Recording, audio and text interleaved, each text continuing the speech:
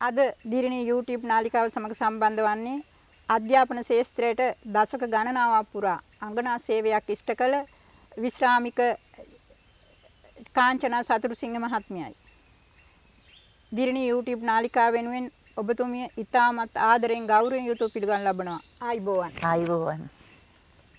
මේ සාදුර ගමනක් ඔබතුමිය පැමිණියේ ගමේ පාසලෙන් අධ්‍යාපනය ලැබලා. අපි අපේ කතා බහට ප්‍රවේශයක් එතනින්ම ලබා ගමු. ඔව්. ඒක සන්තෝෂෙන් කියන්න ඕනේ. අකරවිට මහාවිද්‍යාලයේ තමයි මගේ මූලික අධ්‍යාපනය ලැබපු ස්ථානය. අදත් ගෞරවයෙන් සිහිපත් කරනවා. ඒ පාසලේ 9 වෙනි ශ්‍රේණිය දක්වා ඉගෙනගෙන උසස් අධ්‍යාපනය සඳහා හන්නැල්ල රාජසිංහ මධ්‍ය විද්‍යාලයට ඇතුල් වෙනවා.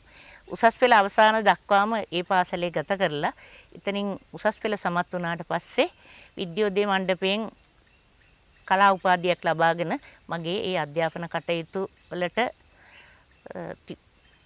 නිමාවක් දකිනවා. නමුත් එකපාරටම රැකියාවක් ලැබෙන්නේ නැහැ. අවුරුදු 5ක් කාලේ නාස්ති කරනවා. ඔව් ඇත්තටම ඒක හරි කනගාටුදායක සිද්ධියක්.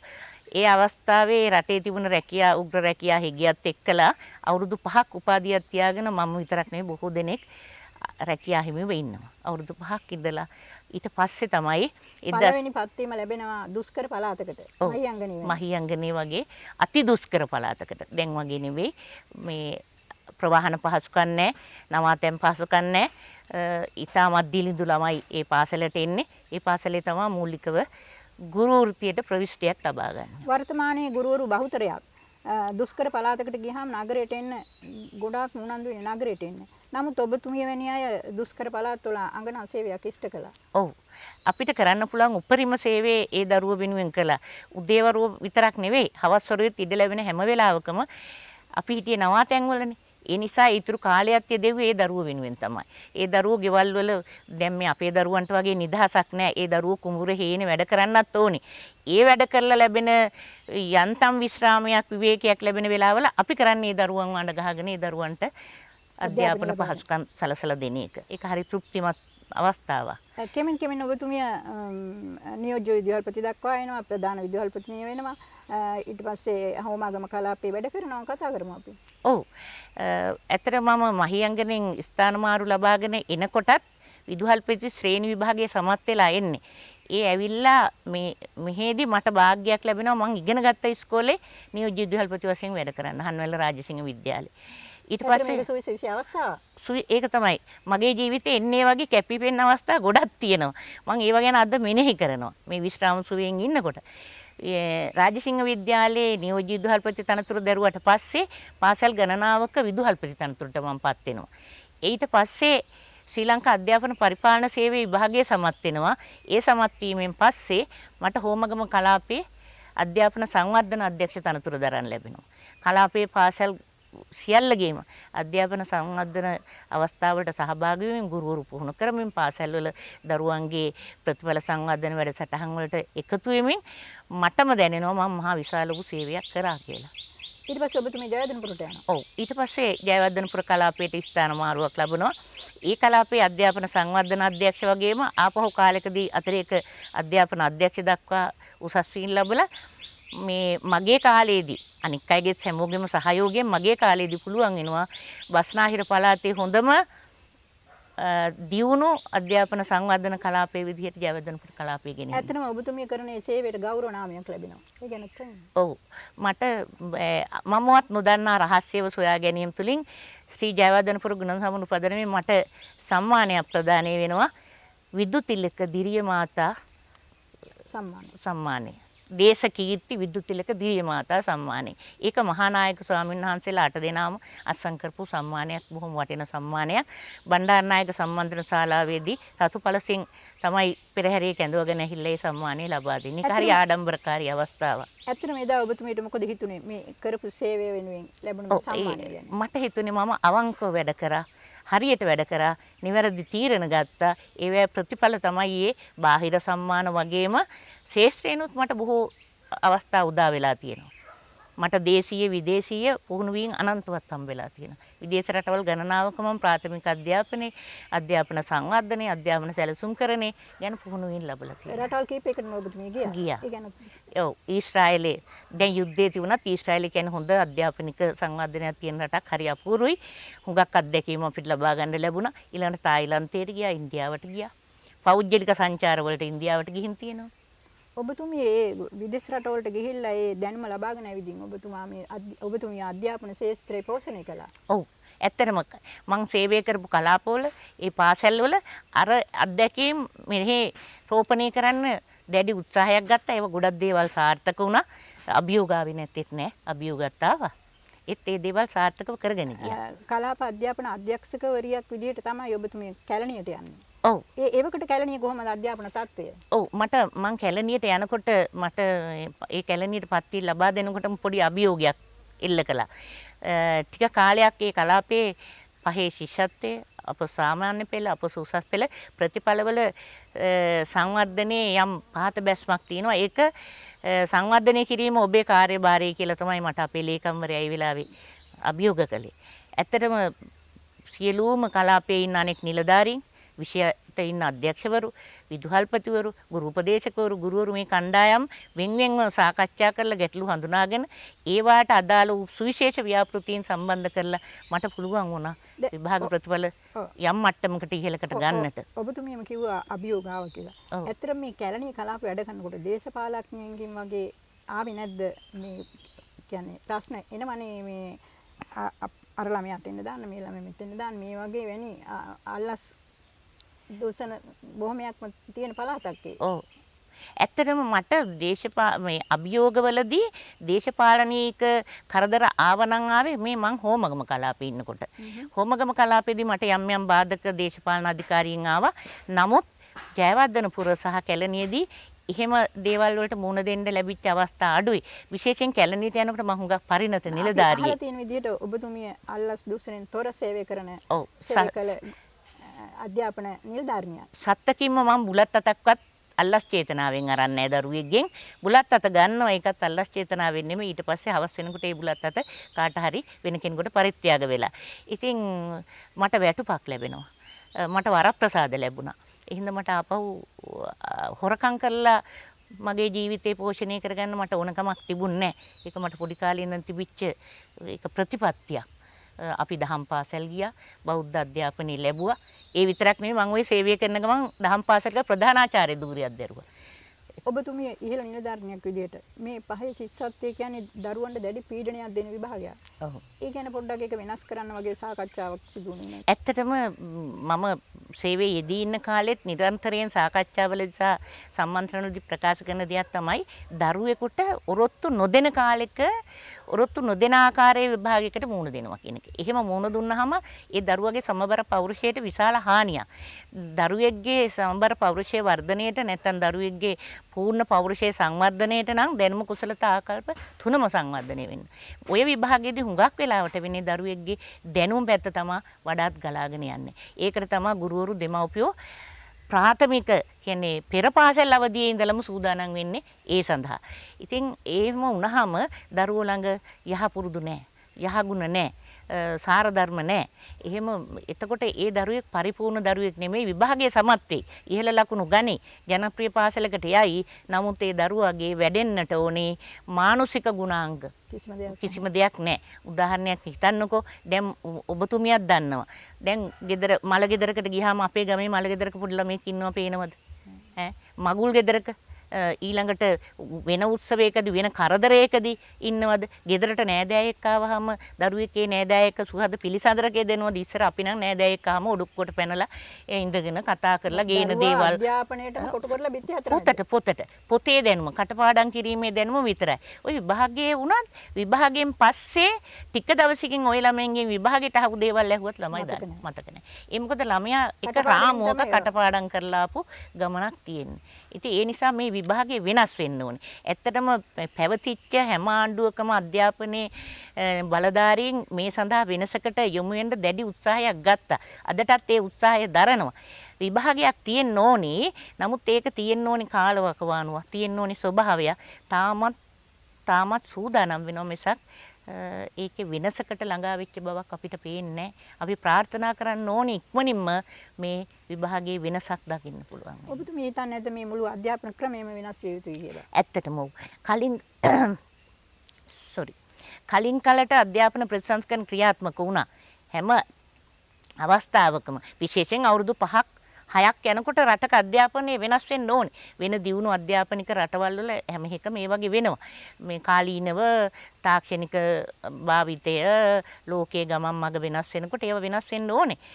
අපෙත් වෙනස් වෙන්න ඕනේ. අපිත් කලින් කාලට විවිධ වූ ප්‍රතිසංස්කරණ ක්‍රියාවලින් යෝජනා ගෙනාවත් ක්‍රියාත්මක කළත් ඒවා අඛණ්ඩව ඒක පවත්වාගෙන යෑමේ ස්වභාවයක් අපිට දකින්න ලැබුණේ නැහැ. සමහර ඉතාමත් හොඳ ව්‍යාපෘති ක්‍රියාත්මක කරනවා ටිකක් කල් යනවා ඊට පස්සේ ව්‍යාපෘතිය ඒක හැමම ගිලිහිලා යනවා අමතකයි.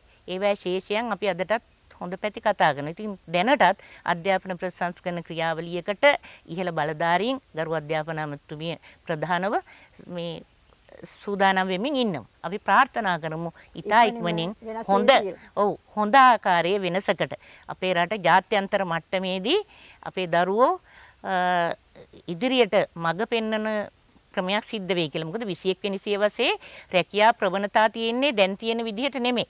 ඒ රැකියා ප්‍රවණතාවලට වෘත්තීය ප්‍රවේශ කුසලතා අපි අපේ දරුවන්ට ලබා දෙන්න ඕනේ. ඔබතුමිය මේ විශ්‍රාමක සුවේ නිද්දිත් මේ අධ්‍යාපන ශාස්ත්‍රයට සම්බන්ධ වෙලා තමයි කටයුතු කරන්නේ. ඒ ගැන කියන්න. ඇත්තටම ඔව්. අපි වැඩ කරලා දැන් එහෙම නිහඬ වෙන්න බැරි ස්වභාවයක් තියෙන්නේ.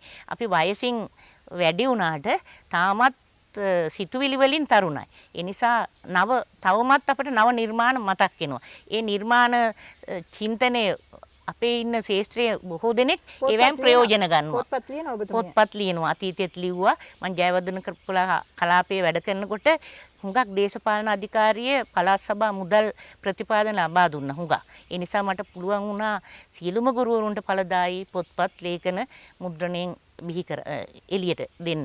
දැනටත් මම පොත්පත් කීපයක් ලියමින් ඉන්නවා පෞද්ගලික මට්ටමින්. ඒ අතරට අපේ ජීවිත කතාව හිතන් ලියාගෙන යනවා මම. තාමත් ශාස්ත්‍රයේ දේශන වැඩමුළු වලට යනවා. දැන් ඔය අධ්‍යාපන ශාස්ත්‍රයේ මිදිලා නිවාඩු පාඩු වෙලාට මොනවද කරන්නේ? මාගේ මේ විනෝදාංශ දෙකක් තියෙනවා. ප්‍රබල දෙකයි. එකක් ඇවිදීම අනිත් එක පොත් කියවීම. ওই දෙකේම නිරත වෙනවා. රාජකාරී කරන කාලෙත් ওই දෙකේ නිරත වුණා. දැන් ඊටත් වැඩිය ඒ දෙකේ නිරත වෙනවා. මට පොතක් කියවන්න නැත්නම් රැයට මට නිින්ද යන්නේ නැහැ. ඇත්තට මේ ඉහළ නිලධාරියන් තාන්න මේක විශේෂ උපකාර කළ කොට්ටාසයක් ඉන්නවා දෙමව්පියන්. ඔව්. ඉතින් අපි දෙමව්පියන් ගැන සිහිපත් කරු මේ අවස්ථාවේ. ඇත්තටම ඔබතුමීට ස්තුතියි. මගේ අම්මා තාත්තා මතක් කරාට. මේ මගේ තාත්තා බොහොම නිහඬ චරිතයක්. යා හරි බලාගෙන හිටියා දරුවෝ ඉගෙන ගන්න හැටි, දරුවෝ වැඩ කරන හැටි. හැබැයි කලබලකාරී නෑ. එයාගෙන් ඉගෙන ගත්ත ලොකු පාඩම් තියුණා. එයාගෙන් තමයි ඔය ගොඩක් ලෝභ ද්වේෂ මොහ තුන බුද්ධ ආගමටත් වැඩිය නැති කරගන්න උදව් වුණේ. එයා කවදාවත් අල්මාරිය එක යතුරු දාලා සල්ලි හංගපු ඉඩකඩම් වල ඔප්පු ගැන සාකච්ඡා කරපු කෙනෙක් නෙමෙයි මගේ තාත්තා.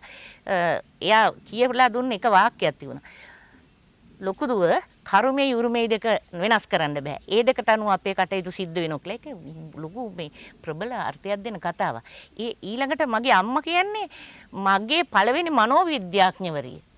අපි අධ්‍යාපන ශාස්ත්‍රයට ගුරු වෘත්තියට ප්‍රවේශ වුණාම තමයි ළමා මනෝවිද්‍යාව අධ්‍යාපන දර්ශනය ගැන හදාරන්න ගත්තේ. නමුත් පසු කාලීනව දැනෙනවා අපේ අම්මා තමයි මට මනෝවිද්‍යාව ඉස්සෙල්ලා මුගන්නලා තියෙන්නේ කියලා. ඉස්කෝලේ ඇරලා ආවහම එයා පාඩම් කරන්න කිව්වේ නෑ. එයා අපේ මූලික ගුරු දෙමව්පියෝ. ඔව්. එයා බලා ඉන්නේ අපි ඉස්කෝලේ යනකම් එයාගේ ගෙදර වැඩ ටික කරගන්න. ඊට පස්සේ එයා හොඳ උපක්‍රමයක් යොදවනවා රැයට. රැයට එයා කුස්සියේ උයනකොට අඬ ගහලා කියන මේ අද මොනවද කිව්ව කවි. අනේ මම ඕවා දන්නේ නෑනේ. මට ඇහෙන්න හයියෙන් කියනවා. මන්නම් උපාධි ඩිප්ලෝමා මේ මහ විශාල සංඛ්‍යාවක් ගත්ත කෙනෙක්. නමුත් අපේ අම්මා ඒ තරම් උගත් කාන්තාවක් උපාධියක් තියා සාමාන්‍ය පෙළවත් නැති කාන්තාවක්. නමුත් ඒ ප්‍රායෝගික බුද්ධිය අපේ මේ සියලුම දේවල් අභිබවා යනවා. අර කවියක් කියන්න කියලා කියනවා. එයාව පුදුමයටපත් කරන්න පුළුවන් තරම් හයියෙන් තමයි ඒක කියන්නේ. ඒකේ ප්‍රතිඵලය තමයි අදටත් මට පුළුවන් 200ක් විතර ඉන්න ශාලාවක මයික්‍රොෆෝනයක් නැතුව නිකන් කතා කරන්න. කොච්චර ලොකු බලන්න එයාගේ තිබිච්ච අධ්‍යාපන දර්ශනයේ මනෝවිද්‍යාව ඒවා අපි හිතන්න ඕනේ දේවල්. දැන් තරුණ අය ඒ වගේ දේවල් හිතන්නේ අම්මා මොනවද කළේ අපිට තාත්තා මොනවද කළේ අපිට කියලා තමයි බොහෝ දෙනෙක්ගේ කටේ තියෙන්නේ. ඉතින් ඒ හින්දා අදටත් පින් දෙනවා මගේ අම්මා තාමත් අවුරුදු 94යි. ඊටමත් නිරෝගීව ජීවත් වෙනවා. දිග කාලයක් ජීවත් කරවන්න තමයි මගේ අපේක්ෂාව. තාත්තා නම් මිය ගියා අවුරුදු දැන් 72ක් වයස ගෙවලා. ඉන්පසු අපි ඔබතුමීගේ පවුල ගැන කතා කරමු. ඔව් මගේ මහත්යත් අධ්‍යාපන ශාස්ත්‍රයේ නිලධාරියෙක්. ඇත්තටම මට මේ ශාස්ත්‍රයේ බොහෝ දේවල් කරගන්න ඉදිරියට එන්න හයියක් උනේ එතුමා. මේ දෙන්න හොඳ අවබෝධයකින් ඉන්න පුළුවන් වුණා. අවබෝධයකින් ඉන්න පුළුවන් වුණේ එකම ශාස්ත්‍රයේ රැකියාව කරපු නිසා. එම් සෑහෙන උදව්වක් කළා මට ශාස්ත්‍රයේ දියුණුවට එන්නට. මට වැඩි ටිකක් වැඩිමහල් මට කලින් යා විශ්‍රාම ගත්තේ. ඒ වුණත් විශ්‍රාම අරගෙනත් මගේ ගමනට මගේ පස්සෙන්ම හිටියා. ඊළඟට මගේ දරුවෝ දෙන්න. මේ දරුවෝ දෙන්න මට ජීවිතේට අපිට කරදරයක් වෙච්ච දරුවෝ නෙමෙයි. ඒගොල්ලන් පුංචි කාලේ ඉඳන් අපි හැදුවේ තනියම ජීවත් වෙන්න පුළුවන් විදියට. තනියම හැමදේම කරගන්න, තනියම හැමදේම සමාජයත් එක්ක ගැටෙන්න පුළුවන් විදියට අපි කොයි මොහොතක මිය ගියත් ඒගොල්ලන්ට ජීවිතේ කරදරයක් නොවෙන විදියට හැදුවේ. ඒ නිසා ඒ දරුවෝ දෙන්නත් හොඳට ඉගෙන ගත්තා. විශ්වවිද්‍යාල අධ්‍යාපනය ලැබුවා. දැන් උසස් ආයතන දෙකක විධායක ශ්‍රේණිවල තනතුරු දරනවා. හොඳ බිරින්දෑවරු දෙන්නෙක් ඉන්නවා. ඒ ලේලිලා කියලා ප්‍රශ්නයක් මට නැහැ. අපි ඉන්නේ යාළුවෝ වගේ. මට ගැටලුවක් ආවහම පුතාලා එක්ක නෙමෙයි මං කතා කරන්නේ. ලේලිලත් එක්ක. ඒගොල්ලෝ තමයි උපදෙස් දෙන්නේ. යාළුවෝ අපි යාළුවෝ වගේ ඉන්න පුළුවන් තත්ත්වයක් හදාගෙන තියෙනවා. සමාජයට හොඳ ආදර්ශමත් කතාවක්. ඔව් ඇත්තටම දැන් මම ගිහින් දේශනාවකදී මේ විදිහට ඉන්න ඕනේ කියලා ඒක නිකන් වචන වලට සීමා කරලා වැඩක් නැහැ නේ ප්‍රායෝගිකව මමත් ඒ දේ කරන්න ඕනේනේ. ඒ නිසා මං ඉතින් ඉන්නේ හැමතිස්සෙම ඒ හින්දා කවදාවත් ගැටුමක් නැහැ. ලේලිලා දුවරු වගේ තමයි. දුවරු කවදාවත් ගැටුමක් නැහැ. ඒගොල්ලන්ට දුවේ කියලා කියවෙන්නෙත් නැහැ මට පුතේ කියලාමයි කියවෙන්නේ. ඒ ආමන්ත්‍රණයත් එක්ක ලොකු බන්ධනයක් තියෙනවා. ඇත්තටම පවුල සමාදාන සමගින් ජීවත් වෙනවා. ජීවත් වෙනවා. ඇත්තටම ඔබතුමිය දැන් අධ්‍යාපන ශාස්ත්‍රයේ විශාල සේවයක් කළා තියෙනවා. ඔබතුමියට මොකද හිතෙන්නේ ඉතින් දැන් අපි සඳ සමය ගෙවමින් ඉන්න කාලේ? ඔව් මං කරපු දේවල් ගැන රාජකාරී ජීවිතේ වුණත් පෞද්ගලික ජීවිතේ වුණත් මං තෘප්තිමත්. මං සතුටක් විඳිනවා. මට පශ්චාත්තාප වෙන්න දෙයක් මං දැන් රාජකාරිය හරියට කරලා තිබුණ නැත්නම් ඊළඟට හොරකම් කරලා තිබුණා නම් අල්ලස් ගත්තා නම් රාජකාරීදී අනිත් මට වඩා පහළ අයට කරදර කරලා තිබුණා නම් මට පසුතැවිල්ලක් ඇති වෙනවා. මට කිසිම පසුතැවිල්ලක් නැහැ. මට මැරෙන මොහොතේ මතක් කරන්න පුළුවන් අවිධිමත් සිතුවිලි මගේ හිතට එන්නේ නැති වෙයි කියලා මම විශ්වාස කරනවා. ඒ රාජකාරී ජීවිතේ. පෞද්ගලික ජීවිතෙත් මට කරන්න පුළුවන් කවුරු හරි උදව්වක් ඉල්ලුවා නම් ඉල්ලුවේ නැතත් ඉල්ලුවත් මට කරන්න පුළුවන් හැම දෙයක්ම ගමේ කෙනෙකුට උනත් බාහිර කෙනෙකුට උනත් මං ආශ්‍රය කරන කෙනෙකුට උනත් මං කරලා තියෙන්නේ. දරුවන්ටත් මගේ යුතුයකම් මං උපරිමයෙන් ඉෂ්ට කරලා තියෙන්නේ. අඩුවක් තියලා නැහැ. ඒ හින්දා මට සැහැල්ලුවෙන් ඉන්න පුළුවන්. ඒ සැහැල්ලුවෙන් ඉන්න පුළුවන් නිසා මම මගේ අධ්‍යාත්මික දියුණුවට දේවල් කරමින් යනවා. ඒ දාන සීල භාවනා කටයුතු වලත් යෙදෙනවා. ඊට අතරේක මට ওই තවත් ශේත්‍රයේ නියලී ඉන්න පුළුවන් වෙලා තියෙන සැහැල්ලුව නිසානේ. එහෙම තමයි මගේ දවස් දැන් ගෙවෙන්නේ. ඇත්තටම ඔබතුමීට අපි ස්තුතිවන්ත විය යුතුයි අධ්‍යාපන ශාස්ත්‍රයේ කළ සේවය ගැන වෙනුවෙන්. ඇත්තටම අපේ ගමේ පාසලෙන් අධ්‍යාපන ලැබුව ඊට පසු ඉහළට ගිය අපේම ගමේ නිලධාරිනියක්. ඇත්තටම අපි සතුටු වෙන්න ඕන. නිහතමානීව ආඩම්බර වෙන්න ඕනේ. මේ වගේ නිලධාරිනියක් අපිට ඉන්න එක ගැන. ඇත්තෙන්ම ඔබතුමියට දීර්ඝායුෂ ලැබේවා. අපි ඔබතුමියටත් මම ස්තුතිවන්ත වෙන්න ඕනේ මේ ගමේකමට. ගමේ සාමාන්‍යයෙන් ගමේ වැඩිමහල් සහෝදරියකට සලකන තාලෙට මට සලකලා ගරු කරලා මාව අගය කිරීම ගැන ඔබතුමියටත් මම පින් දෙන්නට ඕනේ. අපි තව දුරටත් ගමේ එකට ජීවත් වෙන්න ඕනේ. මගේ අවසන් ගමනට ඔබ එන්න ඕනේ. ඔබතුමියට දීර්ඝායුෂ ලැබේවා තව ජීවත් වෙන්න ඕනේ. අපි දිරිනේ YouTube නාලිකාව වෙනුවෙන් ඔබතුමියට ආයි